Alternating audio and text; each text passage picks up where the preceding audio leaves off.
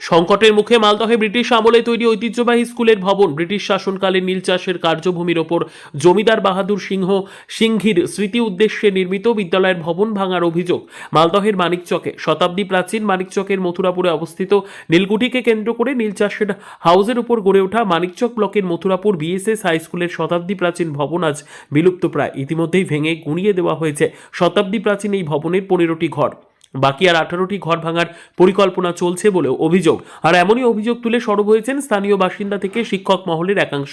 স্থানীয় শিক্ষক ও বাসিন্দাদের দাবি, স্কুলের ভবন ভগ্নদশা হলেও স্মৃতি বিজড়িত এই স্কুলের সমস্তটা যেন মুছে ফেলা না হয়। আগামীতে এলাকার ইতিহাসকে স্মৃতি হিসেবে তুলে ধরতে পুরনো সেই ভবনকে মিউজিয়াম করে ভবনটিকে হেরিটেজের দাবি জানিয়েছেন স্থানীয় বাসিন্দা থেকে ইতিহাস প্রেমীরা। স্থানীয় বাসিন্দা তথা মানিকচক শিক্ষা নিকেতন স্কুলের প্রাক্তন প্রধান শিক্ষক জ্যোতিভূষণ পাঠক জানান, বর্তমানে বেঁচে থাকা ভবনের স্মৃতি হিসেবে হেরিটেজ ঘোষণা করা হোক। ব্রিটিশ শাসনকালে প্রায় 1893 সালে নীল চাষকে কেন্দ্র করে নির্মিত একাধিক ঘরের ওপর স্কুল ভবন নির্মাণ হয়েছিল। তবে খুব দুঃখের বিষয় যে এটি ভেঙে ফেলে দেওয়া হচ্ছে। আমরা চাই বেঁচে থাকা 5 থেকে 6টি ঘরকে হেরিটেজ বিল্ডিং হিসেবে ঘোষণা করা হোক। এই স্কুলের মথুরাপুরে জায়গা করে দেন নিজের জমিদারি অংশের জমি দিয়ে। নীল চাষের হাউস ছিল, সেই হাউসের উপরে হাউস তো নীল ড্যামপুরু নীলটন পর্যন্ত হয়েই ছিল প্রায়। সেই হাউসের উপরে বিল্ডিং করে স্কুল শুরু হলো। কিন্তু সেই 1892 সালের 93 সালের তৈরি করা ঘর ভাঙা হচ্ছে। ভেঙে দিক, কিন্তু সাধারণ মানুষের প্রতিবাদ থাকবে। এখানে আমি একটা কথা বিদ্যালয় কর্তৃপক্ষকে এবং যারা সামাজিকভাবে যুক্ত আছেন তাদেরকে বলি, স্কুল নিজের প্রয়োজনে ভেঙেছে, ঘর ওদের নেই, কিন্তু 2-3টে ঘরকে যদি সেই হেরিটেজ বিল্ডিংকে রক্ষা করা যেত রিপেয়ারিং করে, এবং সেখানে যদি একটা মিউজিয়াম করা যেত, সেটা কি ভালো হতো না? এই আবেদন রাখছি। যদিও এ প্রসঙ্গে মানিকচক পঞ্চায়েত সমিতির সভাপতি পিঙ্কি মণ্ডল জানান, স্কুল ভবন ভাঙার ক্ষেত্রে কি নিয়ম আছে তা খতিয়ে দেখা হবে।